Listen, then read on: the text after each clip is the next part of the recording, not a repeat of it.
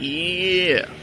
Hello, everybody. Good morning, afternoon, or evening. One of them things, right? Welcome back to the channel.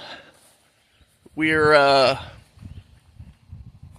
think we're gonna tinker on the Jetta a little bit today. We're gonna try and get a little something done.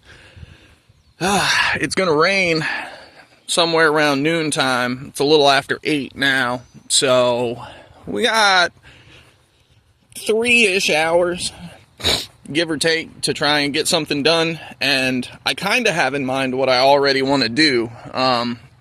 Underneath that there black rubber mat on that shelf is the parts I'm talking about immediately. Okay, so I need to do something about these. Okay, let's get this right here. Apologies for the wind noise. Again, you can kind of see it's overcast, cloudy, which means it's also windy. So bear with me on the wind noise. I'll do the best I can. I'm walking over to the car without the keys. It's a genius move. 10,000 IQ move. So basically, in a nutshell, the Jetta has been the beater, to say the least. I maintenance this thing, don't get me wrong. It gets oil changes, brakes. I did timing, cam, clutch, all kinds of shit on this car. So, funny enough, I think just because of how long I've owned this car and had it on the road, key on. Oh, yeah.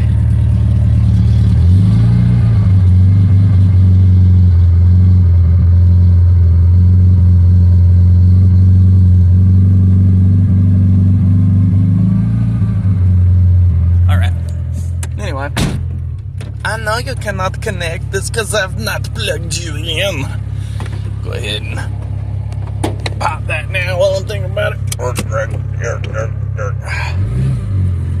Okay, so being that this has been on the road for as long as it has, like I was saying, just by necessity of things breaking and it breaking down, which I'll be honest has not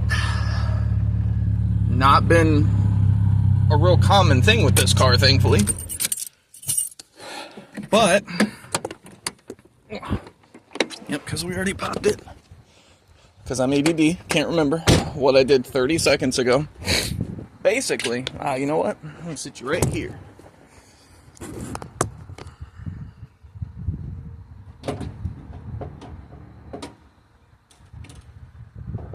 There's a bunch of jank underneath the hood that I've had under the hood for a while. Fog light stuff, I'm not going to fix that today. That's going to stay the way it was. But this over here, where this guy is just kind of hanging on to whatever up here will hang on to it, we're going to try and fix that a little bit. So, start out, we'll just bring some of this stuff outside. Okay, so I have power. I have over here some parts that I've been hanging on to specifically for this car, like this guy right here. Now, to the average person, it probably just looks like a piece of steel with a hole cut in it with a bracket. However, once that pipe comes out of the way, I should be able to kind of sit this guy down in there, something like that, and then have the pipe go through that hole. And basically what I've got to figure out is, do I have the 2-liter one or do I have the VR6 one? I think I've got the 2-liter one, but it's actually pretty easy to find out. Move this little bit of junk here. Oh yeah. Alright. So in the bottom of this fun is all the different things that we're going to need But first things first, this is a VR6 mass airflow sensor. Oh, it fits. Okay, so we are gonna go in here. We're gonna grab a flathead screwdriver, I think, and then we're gonna go over to disappointment, because we're gonna rob disappointment's 3-inch mass airflow sensor so that we can put it on the Jetta and have the pipe work out a little better than it is currently. Okay.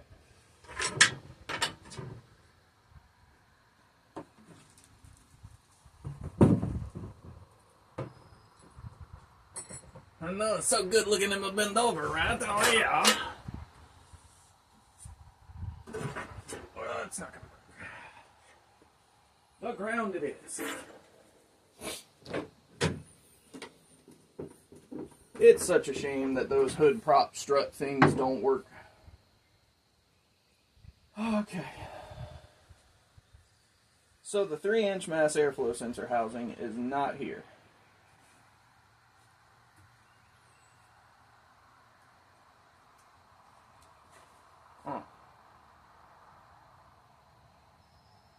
Did I already put it on the Jetta and just haven't noticed? Or did I put it in the car and not remember? Some of the sensors have ended up in here. Give me the flashlight.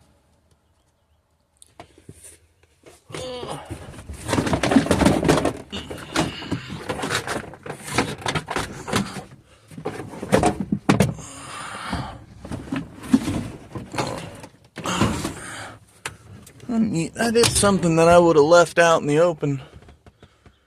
Okay. Alright. So, let's go find shizzle. No, that's definitely a 2-liter. It's got the small on. Alright, so that's not... I'm going to sit you down here. And then I'm going to sit this behind you. This is just going to kind of come over here. Because I think I put everything in here. Alright, so I know I want this. It definitely doesn't look like... Okay, so somewhere in this mess... Is that? Yeah, that's another Mark IV one. See, the problem with the Mark IV one is that it is the right size, but the orientation's different and wrong. So I believe this is the Mark III one, and then this here is the Mark IV one. And you can kind of see a difference. Here, let me come around to the other side so that the sun's not behind us, blacking everything out. Alright, so, now that we've got a little bit of visibility, I believe this guy is the mass airflow sensor for the Mark III. Main reason being is it's these types of fasteners. If you look really close, they're breakaway fasteners, so when they put these together originally, they didn't intend on you being able to pull it back apart. And then these simply have 5-point tamper torques, which, you know, kind of whatever. But the problem is, you'll notice the mounting orientation. This one's horizontal, you know, in line with the flange. This one's vertical. So if you were to turn the sensor sideways, it would block the airflow and you wouldn't actually get anywhere. This isn't too big a deal because, again, I've got that.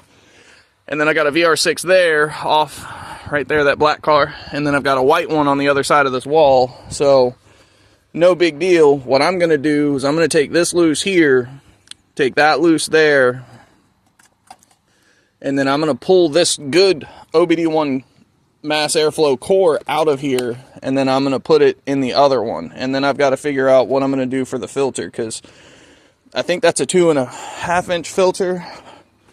That 3-inch MAF might be a bit much for it. Well, where in the hell did I put that damn screwdriver? I bet you I left it over here on the car. Oh, no, I left it on the mats. Bam. I'm going to say, we can go ahead and start taking this loose so I can get that done kind of quick, because I also want to take the intake pipe itself off. Alright, so first things first, we're going to disconnect the mass airflow from the pipe. That doesn't look too bad. It's not too oily. But there is something rattling around in there, which is slightly concerning. Okay, and then we're going to, you see down there, that one that's open. Go ahead and get this one too.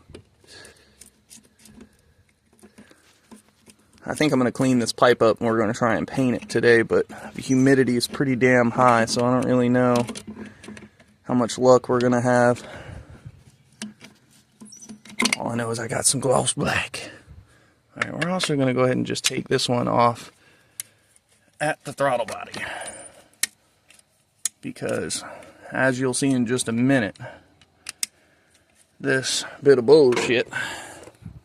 Oh, that's right, I forgot these one.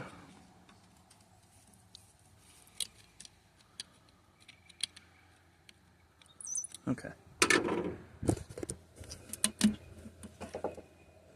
Alright, so those came loose. That one's gonna...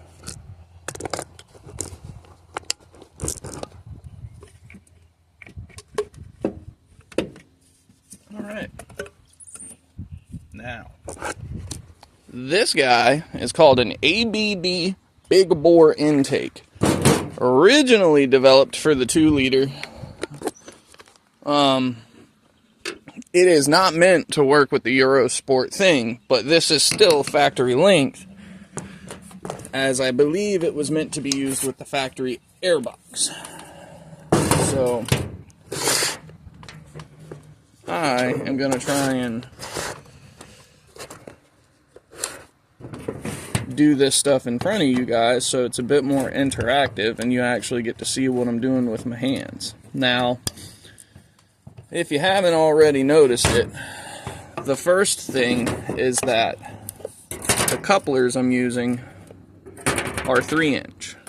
The funny thing about this is the ABD big bore kit being made for the ABA is hilarious, because number one, the ABA is like a 55 millimeter, or like 2.25 inch, I think it's 2.25 inch.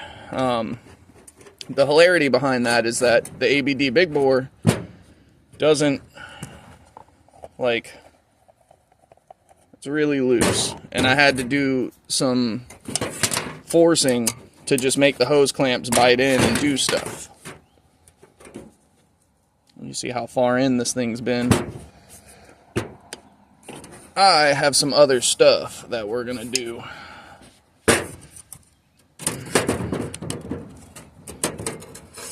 And it's also why we're gonna do the mass airflow sensor housing as well. I'm not sure how the car is gonna like it. The car is not specifically tuned for the 3-inch mass airflow housing. But yeah, you see this coupler's all bent and mangled. See, I was barely holding on that back end right there. Like, not ideal. This here is a reducer. Also not terribly pretty, but at least it's in good shape. It's a little hard, but it's nothing that I'm too terribly worried about. Get that open a little bit, but this, I don't really know what I want to do with that just yet, because it's rough, like really rough. I know there's some schmoo in here. Look at all that, just grody. Roadie. I wonder what my throttle body actually looks like now that we're sitting here bullshitting about it. Bet you that thing's filthy. Ah, not really. There's a little bit of...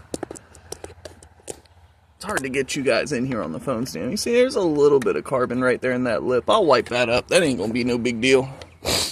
Oh, goodness. I think I'm gonna get rid of the evap stuff. Like, not... I think I'm just gonna put that hose down in that hole right there. Like, just take the whole damn thing and try to dump it, because all of this stuff here, I just don't care about. Like, it goes all the way over, it goes to the back of the tank. Some of that stuff's kind of important, but I don't think it's terribly important to me today. Alright. So, I guess first things first. Let's grab my purple power. Where'd I put it? Where'd I put my purple power? I bet you I'm looking right at it, and it's looking right at me. And I'm dumb.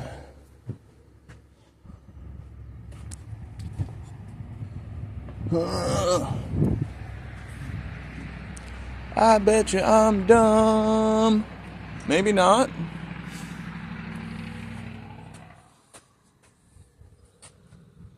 Did I put it in the van? I don't think I would have put it in the van. I guess we'll look. Hey, look, I did put it in the van. Alright. And then I drop it. Die on your own time, I'm making a video. Damn it. Alright, so we're just going to come over here. I think I had a bunch of anti-seize or something smeared in there to get that on there.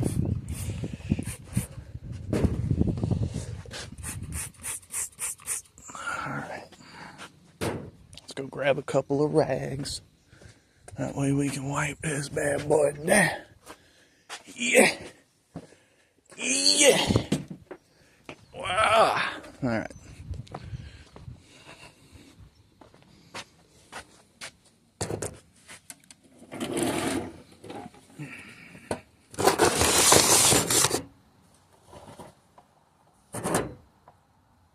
Yeah, so I'm usually not the biggest fan of having this level of jank on a vehicle, but like, the Jetta, as much of a trooper as it is, has been like, not a project per se. I never really had intentions on doing anything fancy with that car. All of it is just kind of circumstantial. Like, every time something went wrong on that car, I would end up like really cheaply finding aftermarket performance parts that just made better sense to put in, so that it was just better, so that if I ever decided to sell the car, whoever bought it would get something a little better than a factory 2-liter. So it's a 94. So it's antique in Virginia. It's not quite antique in North Carolina yet. It's a 2-liter, 8-valve, single overhead cam engine. 8 valves means one in, one out. It's just like a LS or any other small block Chevy or Ford. It's a really basic engine. The only thing that it does different is that it's not a pushrod style engine. It is an overhead cam engine, so there's hydraulic lifters and stuff that the cam sits over top of. It's actually not a bad motor to try and modify. Parts are pretty cheap. I think I paid like $170 for my cam. I paid like another $130 because I bought the cam and the chip together. Trying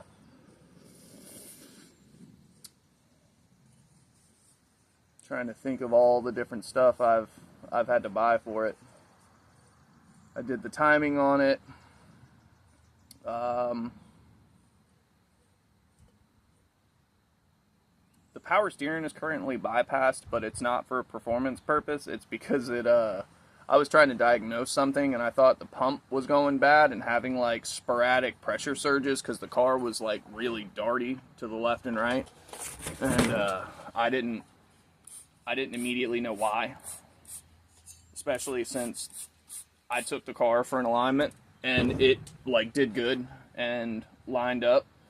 There is one thing that didn't line up. The caster on the passenger side is not able to be lined up. It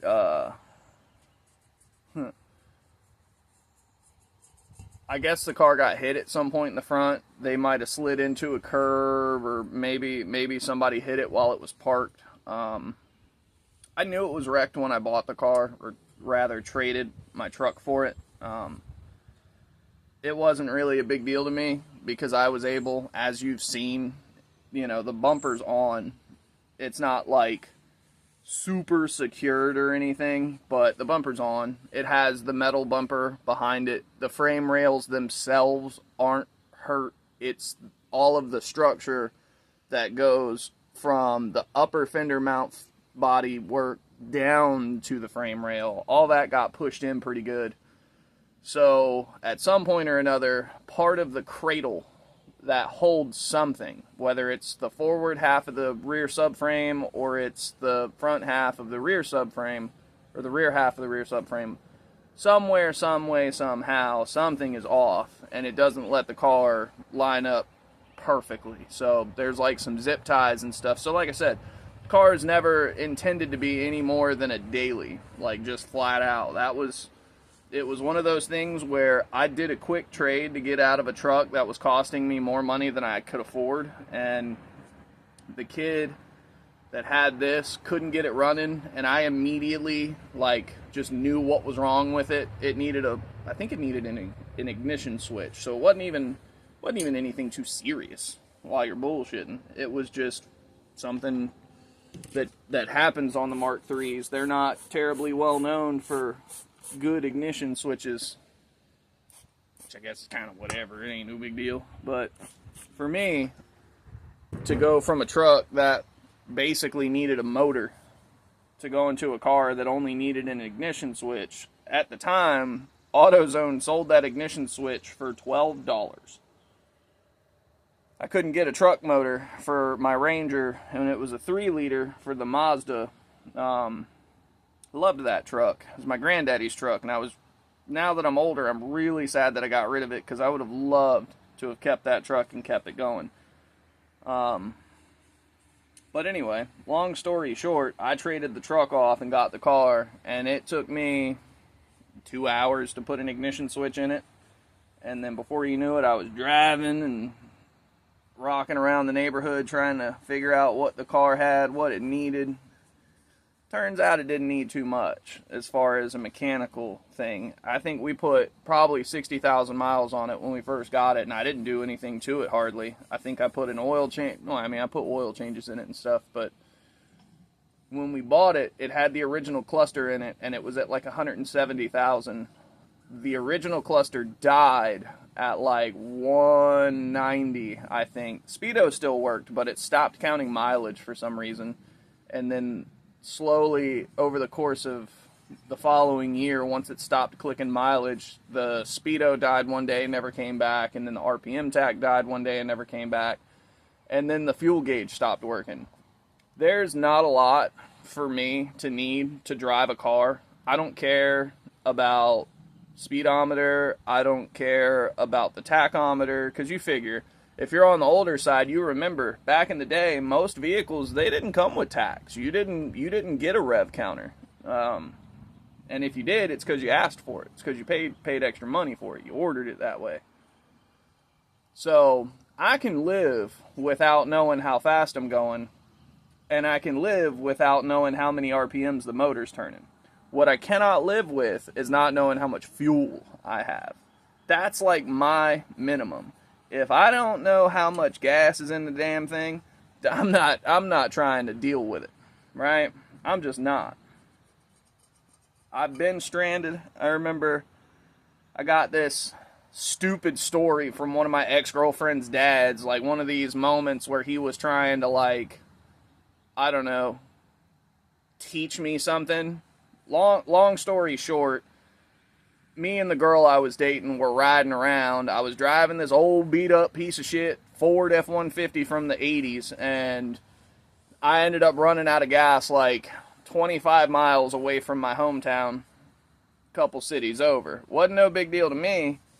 I called my granddad and was like, hey, I ran out of gas. Can you come bring me a gas jug and some fuel? And the problem is, because of how far away it was, the fact that he had to load up the truck, get the fuel, get to me, and then I had to get the truck filled up, and on the way back home, we ended up being late to drop her back off, and her dad come out and like lean into my window, and I've never been a person that's easily intimidated by anything. I'm no badass. That's not... Let me just clarify. I'm not good in a fight. Don't call me if you're about to get your ass whipped, because if you call me, we're both gonna get our asses whipped. It's not a question. But the thing is, I've never been afraid of taking an ass whipping either, right? So it's like, I will full on fight Andre the Giant, knowing damn good and well that he'll basically crush me with a pinky or even a butt cheek. Right? But I'm gonna fight him. It's gonna happen. Her dad trying to yell, or not yell, but talk to 17-year-old me and use intimidation tactics. Sir, if you ever see this video, I didn't give a fuck then. I don't give a fifth of a fuck now. I can't tell you. But anyway, I cannot. Ever since that time, and I got aggravated and had to deal with that stupid ass talking to... See, that's the thing about me in life. Life is one of those things where I'm a bit of a pessimist about it. Like, for me, a lot of my life has been me generating a really long list of shit that I don't like. And so most of what that means is, every decision I make, every move I make, it's usually to avoid some kind of aggravation and or frustration. Just flat out, plain and simple. I am petty in the sense that I don't want to deal with dumb shit more than one time on the same subject. If I go somewhere and somebody gets mad at me over some simple shit, I'm just not going to go around that person anymore. It's real simple for me. I'm not going to fight with them. I'm not going to argue with them. I'm not going to try and convince them that I'm really a good guy deep down, because I don't care that much. But, like, I don't intimidate easily, even though I may shy away from things. And so I think that's part of why, you know, I keep trying to fight this damn Passat so hard is because even though I know better, even though damn spiders all over the place, even though I know I can do this and I know I don't have as many self-esteem issues as it feels like I do when it comes to this car, right? Like, it's just one of those things where I'm not an idiot, but I'm also kind of new to this motor, and so there's just a lot of stuff I don't know about it. There's a lot of ins and outs, a lot of nuances, and it's part of why I get so frustrated and defeated is because when it comes to the Mark III, and this is why I keep the Jetta, and I have so many parts cars laying around, swap cars, donor cars, but the whole thing about Mark III is I might not be able to hook an OBD2 scanner up to it all the time and really quickly, easily figure out what the ECM's trying to tell me. But what I can do is I can change out any part under that hood and not have to use a computer for any reason to make that part work. Crank sensor, swap it right on out, don't care. Distributor, swap it right on out, don't care. Throttle body, shit, the computer itself, the actual ECM of the car, doesn't care. If it's a 2-liter ECM, it's going to run that car. It's not going to give a shit. And I've done that thousands of times over the years. You know, find a chip ECM in the car, throw it in, find out what the check engine light's on for. and then just slowly work on the problems that it says. Now, my OBD1 here, no, I cannot just hook up a basic OBD2 scanner and read anything off of that car. But what I can do is I can take my laptop that has the fancy Volkswagen diagnostic software on it, and I can hook up to it with that and read all of the different trouble codes. So it's not like I'm locked out on trying to figure stuff out with an ECM if I need to, but the beauty of it is I don't need anything fancier than that scanner for it to tell me what it thinks is wrong with itself. And because there's only so many sensors on the 8-valve, I'm kind of inclined to believe it. And funny enough, this car's turned out to be alright. Like, motor's got problems, but it runs, it starts, it drives, it does exactly what I need it to do as I need it to do it. So it's a pretty cool thing. Okay, what was I coming in here for? There was something, yeah, that's right. I want a little bit of sandpaper. Is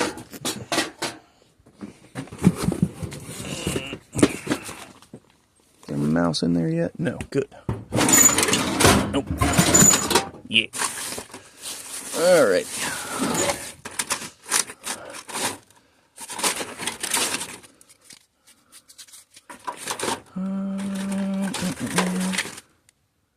Yeah, that looks like 2 different grits. I think we're doing alright there. Okay, so I know that Daryl gets all them views from people watching him sand stuff, but I am not the artist that man is, so I'm gonna do this off camera and see if I can make it look nice, and then I'll be back in a flash. Alright, so we're getting there, right? It's way smoother than it was. I think I'm honestly going to take it down to bare metal, and then I think I may run to the hardware store and go grab some more of that stove paint. That way I can get a really nice, you know, finish similar to what the intake manifold up here looked. I think that'll look pretty damn spiffy, honestly, especially for it to be on there and blend in. I might even sand this guy down, and yeah, we'll see. We'll see. Okay, so I lied. We're just gonna hit it with some Krylon, and the reason for it is time. I don't know if you can see it in the camera, but you can just barely see the darker grays on the little cusp of coming across my little bit of horizon. So we're just going to hit it with some Krylon and see how we get. Maybe it'll look good. We'll get lucky. I'm trying to not get too super close to it because I don't want to show any like runs or anything. I want this to look kind of okay, you know? But it looks like it's kind of failing me.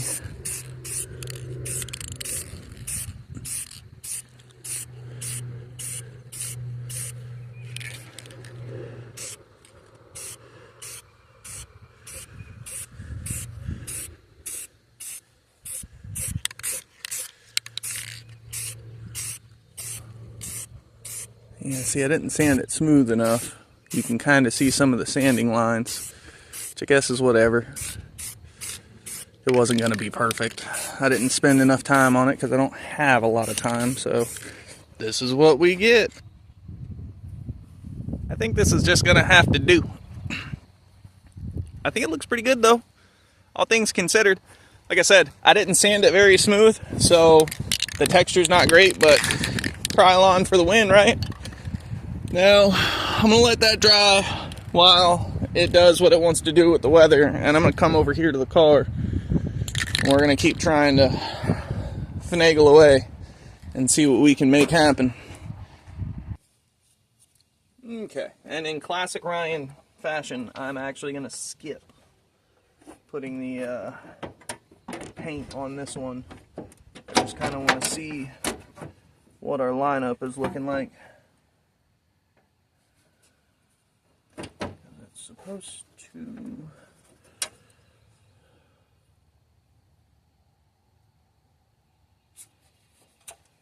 Hmm.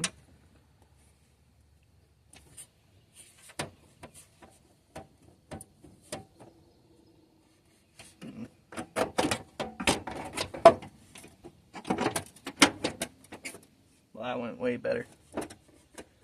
Well, I don't immediately, like, I think what they probably want me to put it to. And I see that I have in the past neglected to fix that, so we're gonna pull this back off real fast and we're gonna see what we can do with this. Okay, so that's gonna wanna go there. So what we're looking at is right here. There's this little thing. There's a tab right here on the underside. It's gonna go there. I gotta see if I can get that Phillips out. Oh boy, this is where the fun comes in. Let's get the big boy. Now this is one of those like super awesome like 90s car problems.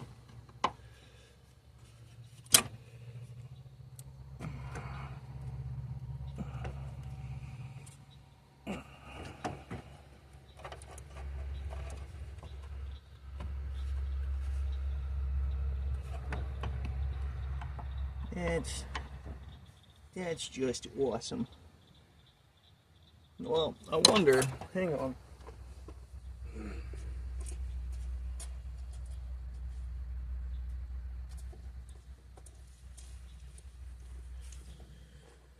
Maybe I can finagle this enough upside down that I can spray a little bit of goop on the back side of it.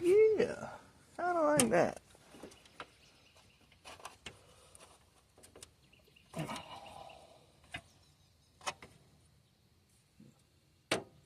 need my rag.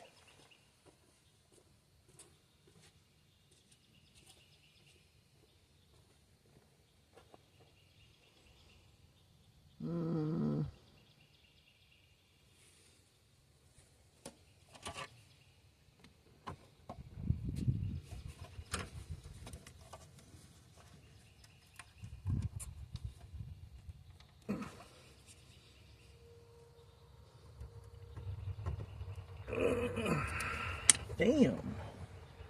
It's just a Phillips screw. What are you doing?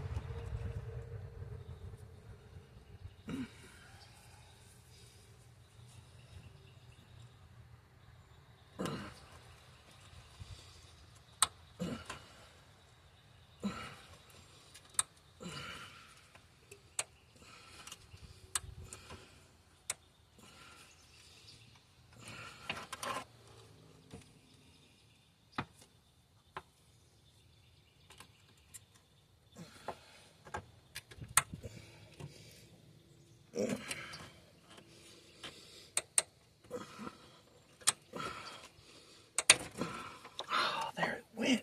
Yeah. We take them W's, boys. We take every one of them. Yes, sir, we do. All right, so we're going to pull that all the way out. I'll leave the screw in it. Now look at this bottom side.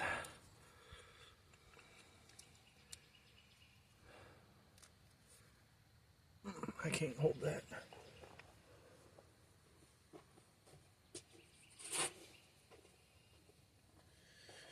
This can, though. All right.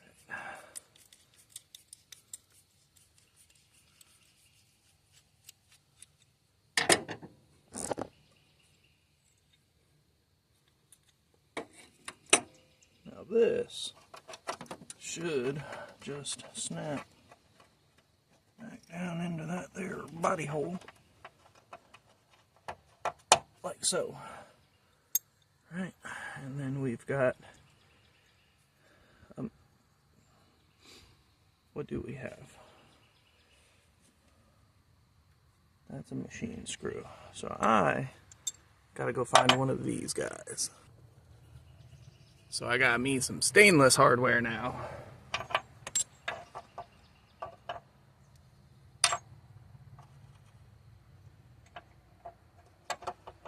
Main reason being is I just don't want to have to mess with this again as far as that like busted rust crap. Alright, so we set that there. And we'll just slot this in first. Guide her down. Alright, so there's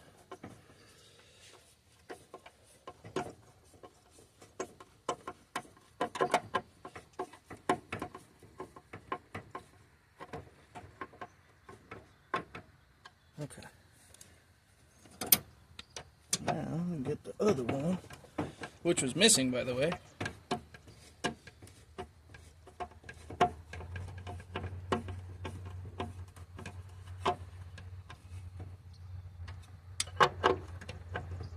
Alright, so there's that.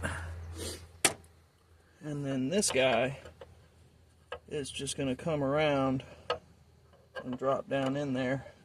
So what we do now is I go ahead and block y'all's view, and I set this in here somewhat kind of where it's supposed to be.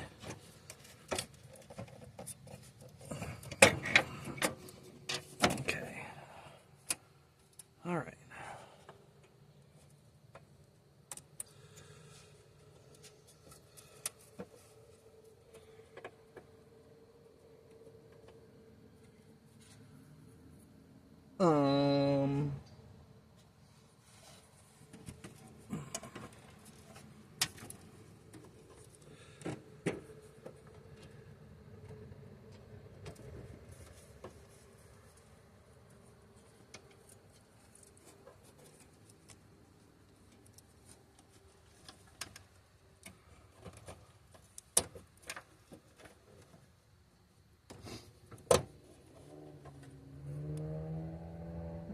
Okay.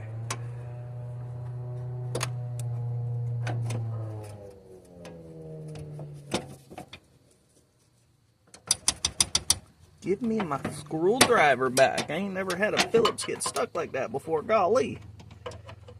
Let's put these threads on the other end of that there adjustment so that we can actually catch them.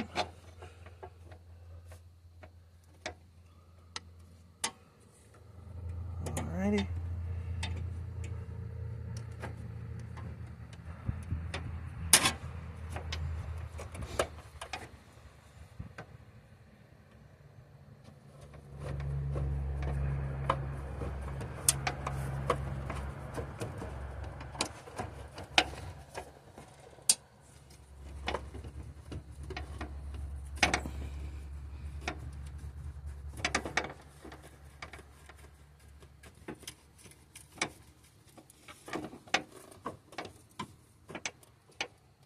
Look at that. Okay. Now you'll say it to yourself, but Ryan, it's still wobbly. Yes, but that's where we put these up there, and then we loosen those two there to adjust the two pieces a little bit independently of one another. But we'll take that there because it'll look good when it's all done. At least I hope it will. We'll see what we come up with, because the thought process because the air flows that way, this guy is going to slide in just like that and sit here, and then, you know, the pipe's going to go from there to there. I hope it'll fit. I guess I'll be back in a bit when I'm more ready to put together. Well, it's still going to be a little janky. The coupler fits the ABD just fine, but it doesn't quite fit the throttle body. But I believe that it is close enough that we're going to see if we can force them.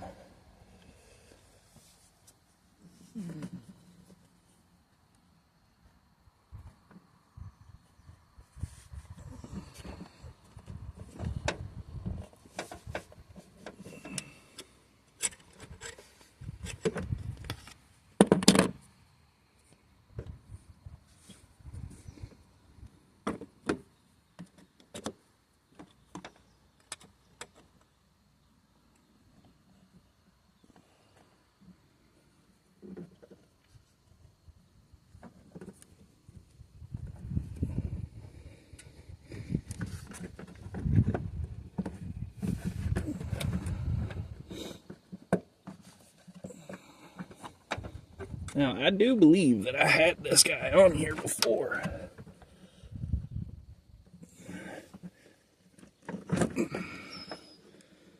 See, I'm getting close. It's almost like I remember doing this.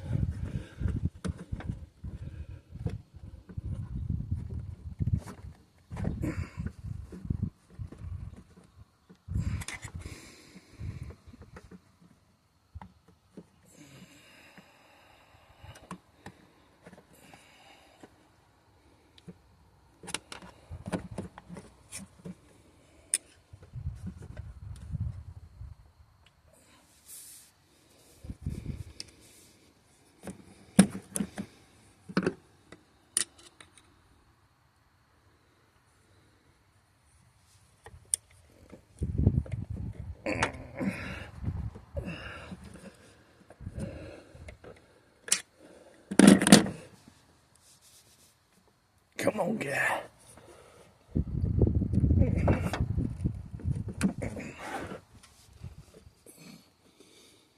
Okay. So it is started. Whew.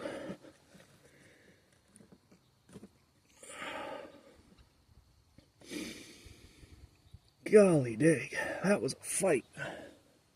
Can I let it go? Yes. Okay. We're just gonna spray a little bit in there, let it dribble down. I'm gonna come over here.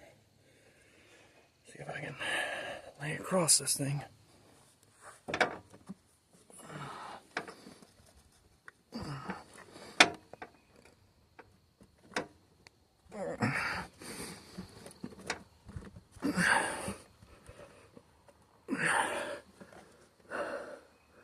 I really don't like that bottom. Oh.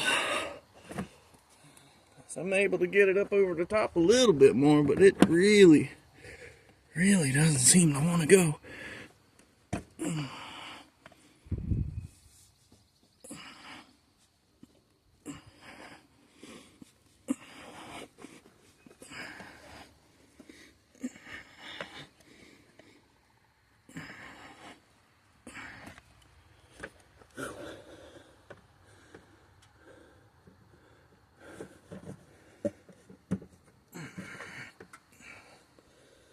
It's a shame, with me having everything taken apart, I can't run the motor, so I can't get it hot to let this relax. Which I suppose is kind of whatever. It is what it is.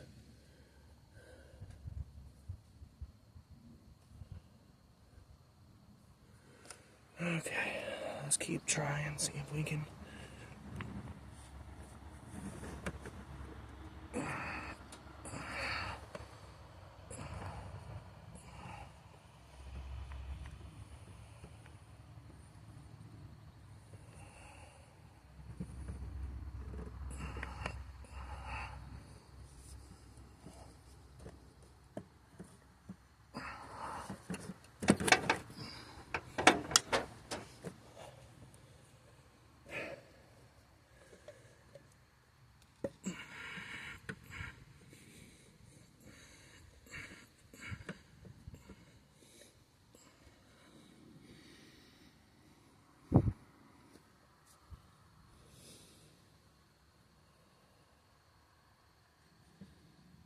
I think I'm going to send that for now, and we'll just kind of see what it does when I go to put the doodle bopper in, the big bore.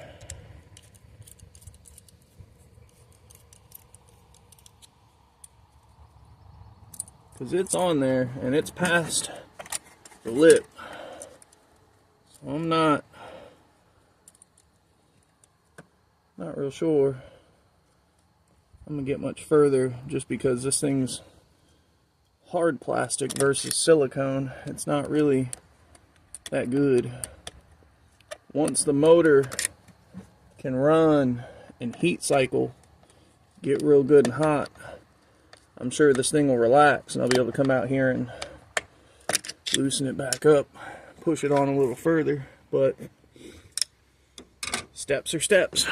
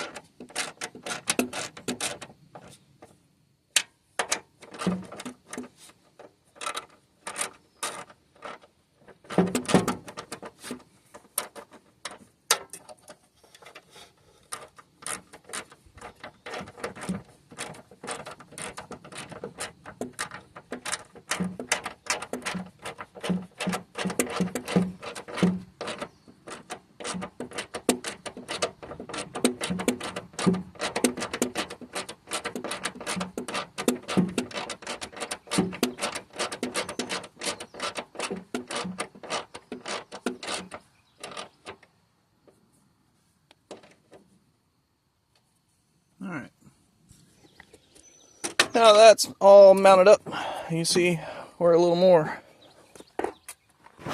along lines where we need to be.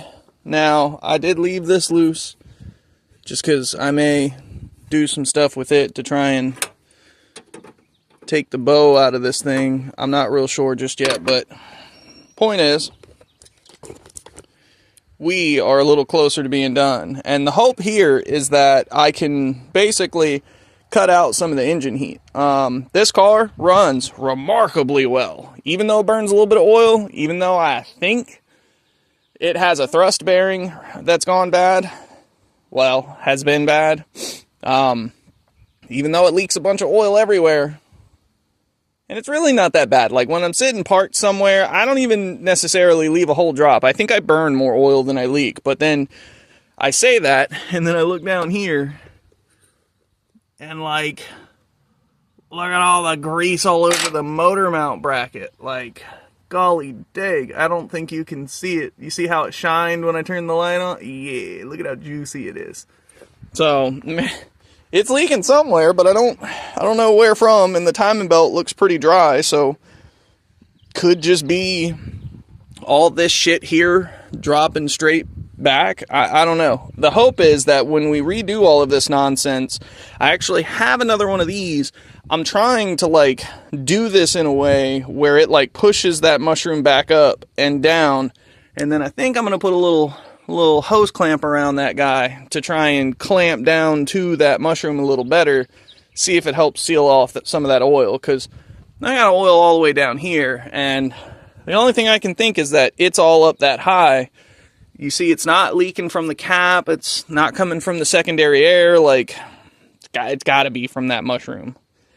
When I get to revving this thing up to 7,000 RPM, like, I'm sure there's some crankcase pressure with how wore out the valves and valve seats and stems and damn piston rings are in this thing. So, you know, it is what it is. But this might work. I don't know yet. We're still working on it, right? Okay, well, while we wait for that thing over there to finish drying, we're going to go ahead and start taking this apart in preparation. My hope is that I'll be able to shove this filter onto the 3-inch mass airflow housing. Otherwise, this might just get washed, and then it might go into the Passat, because that looks like it should fit. But it's definitely not quite right. So I was going to show you how I get these tamper-proof screws out. It's actually really easy. Thankfully, Volkswagen put a hell of a head on it. So you can just take yourself a really nice pair of pliers, bite down on it, squeeze tight, loose. Because these are breakaway bolts, they can't really put that much torque on them. Especially considering they go into a plastic housing with little brass inserts. They're also machine thread, so once you break it loose, you should be able to just kind of screw it out. But you can only put so much torque on in a plastic housing like this. Bam. And then it should just be a matter of giving it the wiggle. I'm pretty sure this mass airflow sensor was good, so I'm not trying to break it on the way out. But get your hand in there if you need to and just kind of gently work it out. Gently being opportune, because this thing's being stubborn with me, so we're gonna give it some help with the screwdriver. Bam, just like that. Now you have a Volkswagen mass airflow core in your hand. So just for funsies, we're gonna look at the different numbers. So this one is 468013A. I think that's the part number. So now we'll go ahead and get this one loose. This one hasn't been undone before. Tight squeeze. Bam. Loose. Tight squeeze. Bam. Loose. Alright. Now, like I said, I'm not tuned for a 3-inch mass airflow, so I don't necessarily know that it's going to do me any good, but it'll look a bit nicer to not have so many super... Oh, look at that. Mass airflow is cracking. That's how old it is. Awesome. Anyway, same thing. Just get the screwdriver in here, gently work it up and out. Don't break it. This one's clearly less oily, but they're both Bosch. They're both... So that's a 468 versus a 371. 01 versus 18, and then 3A versus 1A, and they're both 509. So, like, they'll both technically work, but the idea here is to put the 2-liter, this guy, in here, because the 2-liter mass airflow sensor is, you know, tuned for a 2-liter. So, fun stuff. Give this a good little wipe down.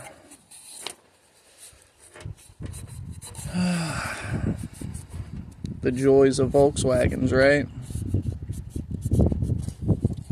I wish Volkswagen would have used map sensors exclusively like GM did, because the whole mass airflow sensor thing makes turboing such a pain in the butt.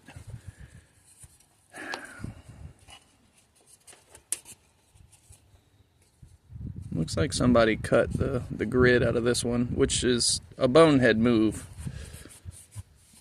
The grid actually helps straighten up the air, and it gives a much better airflow signal. So, you know, geniuses abound. I'm not trying to go crazy because I live on a dirt road and the Jetta is kind of just the beater, like I said, so we're not really trying to do anything crazy. Just want to get it wiped down so that we're not sucking dust and cobwebs and shit into the motor the first time I throw the throttle down.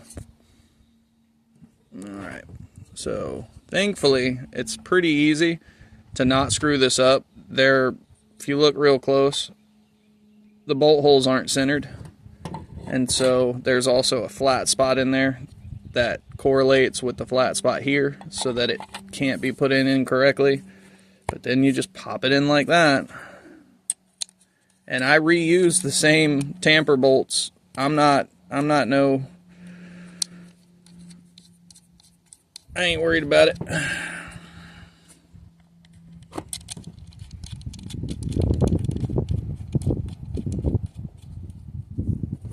Okay. It's also pretty easy to know which way you got to turn this thing as far as which way the air is going to flow. Thankfully, because the core is just a one-way core, you can only put it in the one way like I just showed you. You can't mess that up. But if you look, there's a little arrow on the body. Well, if that arrow for some reason is not there, this lip right here, you see how there's no lip here and there's like mounting tabs here? That's because this used to snap into the upper air box. So there doesn't need to be a lip here because Volkswagen never put a clamp here. But they did put a clamp on this side. So that is basically how you replace your mass airflow core, or, you know, swap from a 2 1/4 inch to a 3-inch VR6 mass airflow housing. Right? Get it? Easy stuff? No? I did go ahead and pull the filter out of this car and put this filter in there just because it seemed to make better sense to me. So, you know, stuff. I'm going to share how much of a fight this is.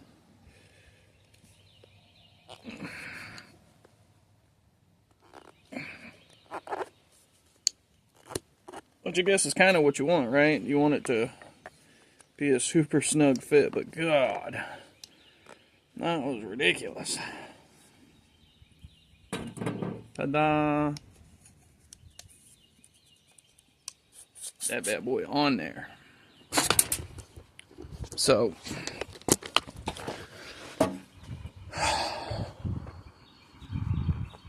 thought process is. I can like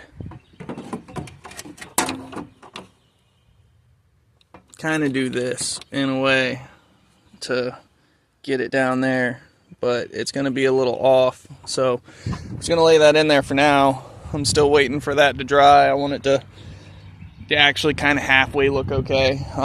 We had to bring in some jank, actually.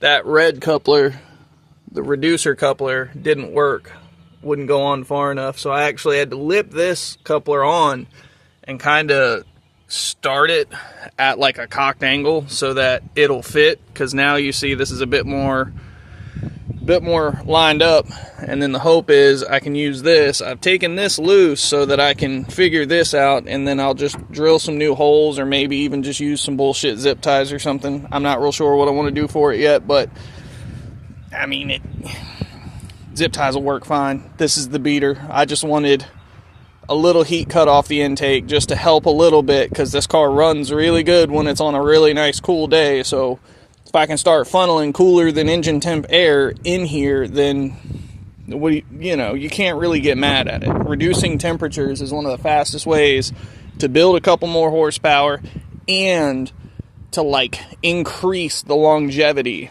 of any engine, performance or not. Heat is the #1 solvent of the entire universe. If you get anything hot enough, it will burn up, it will melt, it will fail, it will go critical. Happens.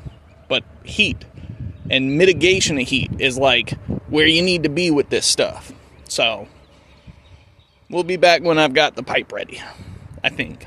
I might come back with something else if I get distracted, but you know me, ADD. I have made a discovery.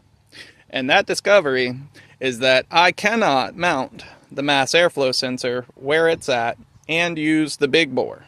So I gotta take it all back apart now. Not for nothing, it does look pretty cool in there. So I think what I'm gonna wind up doing is I'm gonna end up bending this bracket right here. I'm gonna bend it this way, and then I'm going to twist this up just a little bit to match back into it, and then I'm just going to push a coupler through there up onto the pipe, and then it'll kind of just eat the coupler up. Like, I gotta find one of these that fits in there and doesn't hate life. I don't really want to use the ABD one. This here Spectre one is pretty cheap. Yeah, and see, and even that doesn't necessarily fit. I can get it in there, but we're going to have to adjust it and see what I can figure out. So, I guess today's video is just going to be a bit of a long one, eh?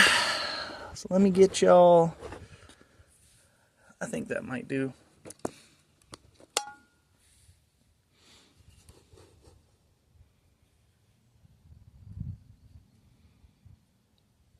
Okay. It's not perfect, but we'll do what we can with what we've got. And we're just going to reach down here and we're going to loosen these so that I can roll this bracket around a little bit as I need to. I'm going to try real hard not to scratch the pipe. I put fingerprints and stuff all up underneath of it, but that's underneath of it. That's not on the top of it. So let me see if I can get this guy to come in here, even if I can just get it to lip in there and just get started. And then I'll just pop it out and force it to expand inside of here. That's not going to work. Okay, so let's try this one. Let's get this one back off. Oh, I hate trying to be custom. It's always such a pain in the ass. Alright,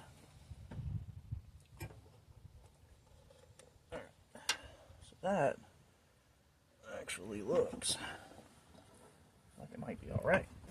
Get a little up.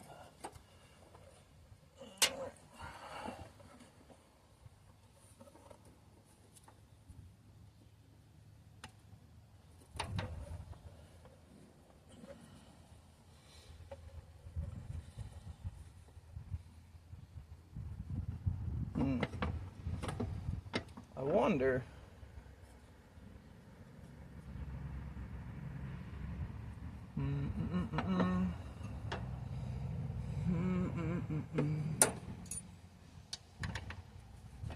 I had to put the nuts in already, didn't I?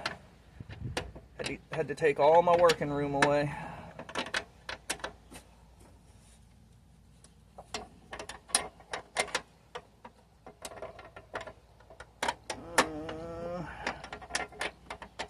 Yeah.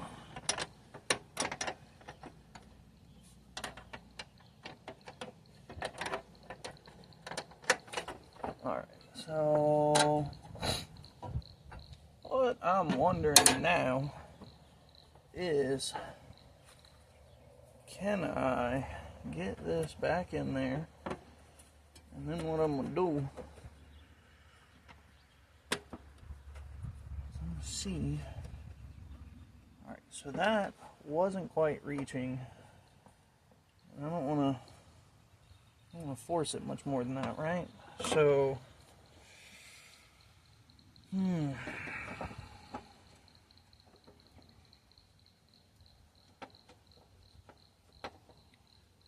we're just going to take this off. This is going to be a pain in the ass to work on every time you turn around. If I end up having to pull this all apart every 30 minutes, I'm going to be pissed.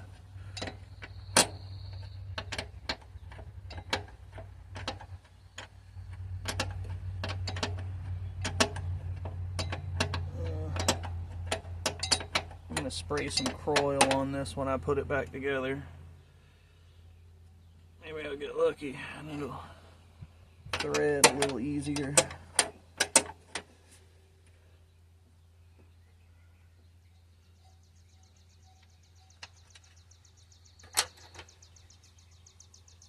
Alright, so can I? Yes, I can.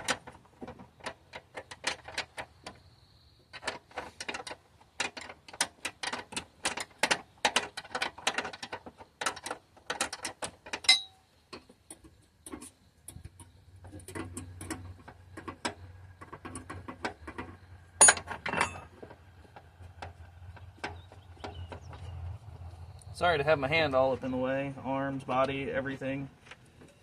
Alright, so.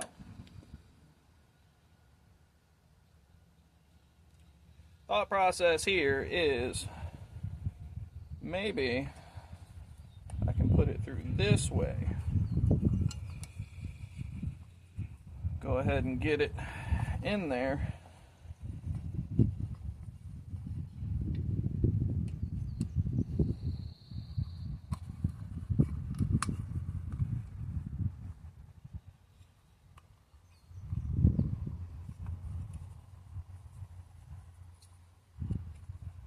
Kind of something like that, right? Like,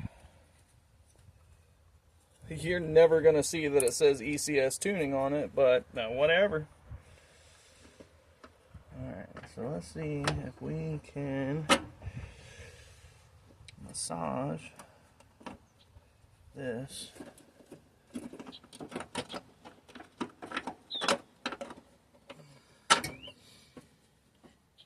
Yeah, like that.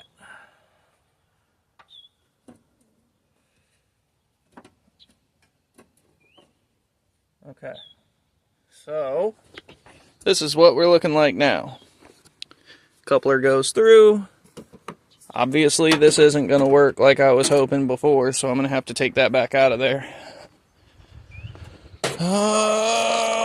Coffee.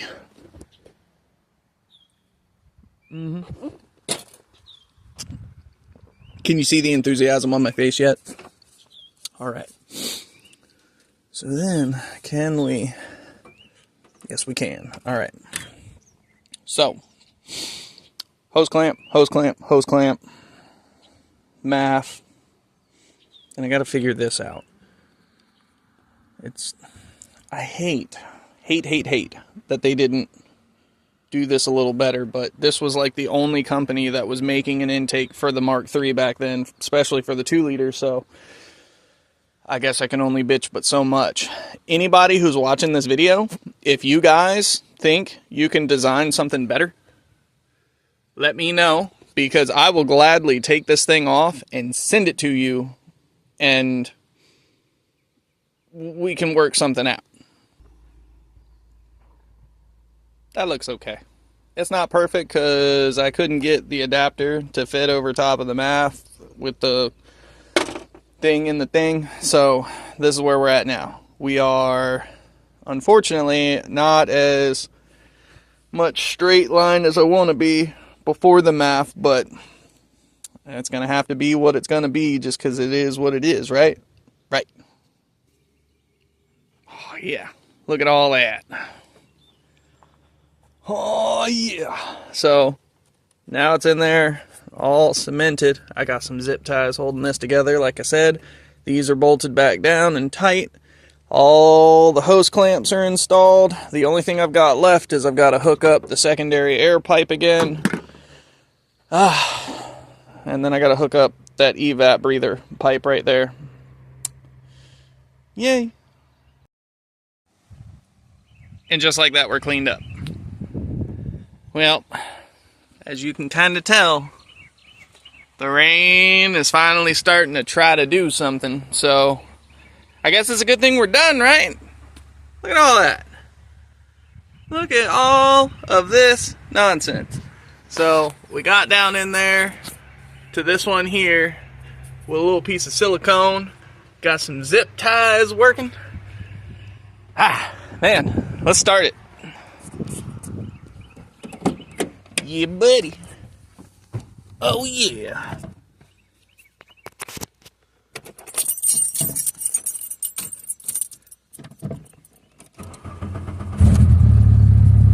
Look at that. Just fired right on up, just like it's supposed to.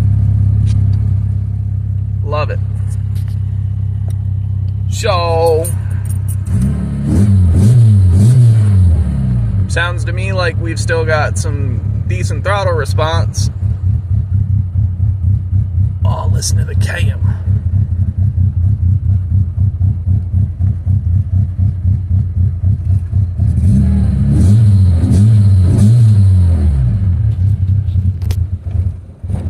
Oh, she's unhappy. I bet you it's the 3-inch mass airflow.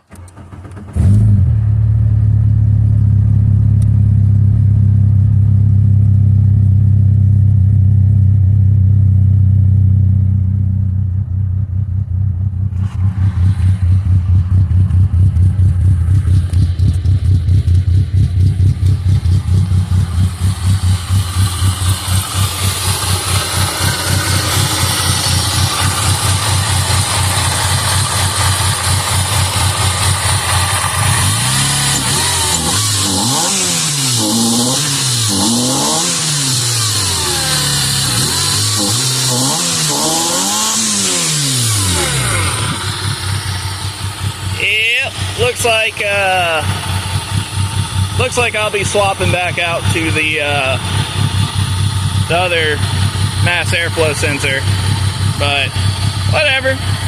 That's at least just that little piece on the end. The rest of it's still all freshly redone, so we're still looking good. That's staying in. All of this is, well,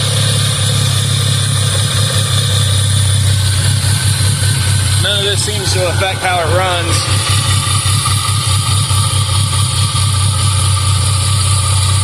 See how it kind of smoothed out?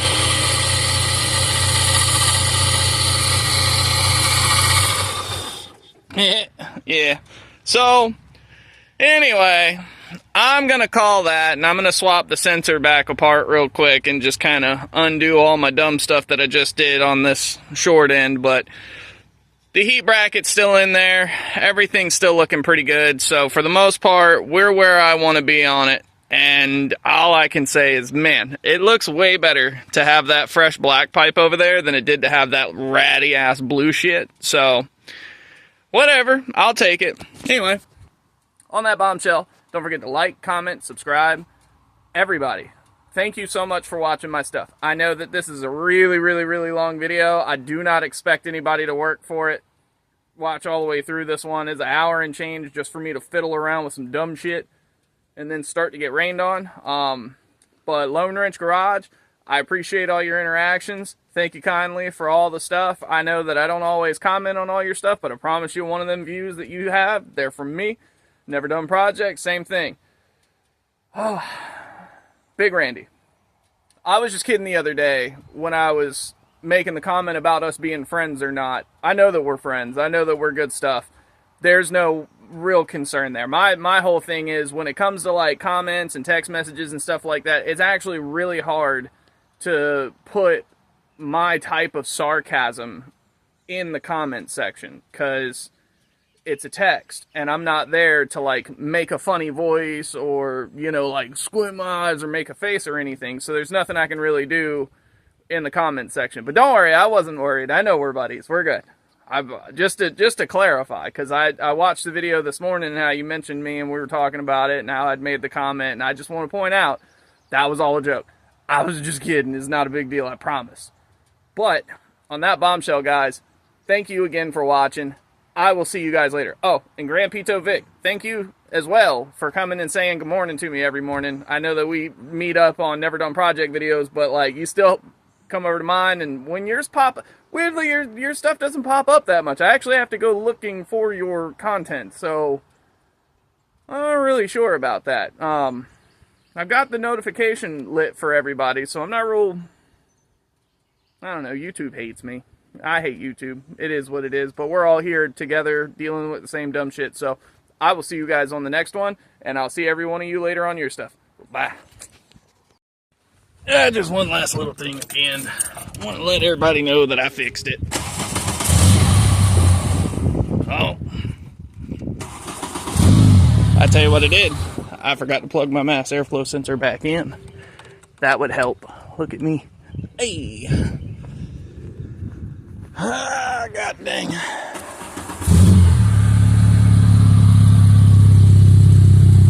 Ta-da. Ta-da. Alright, let's give it the rev now. Yep, now we're back to normal. See?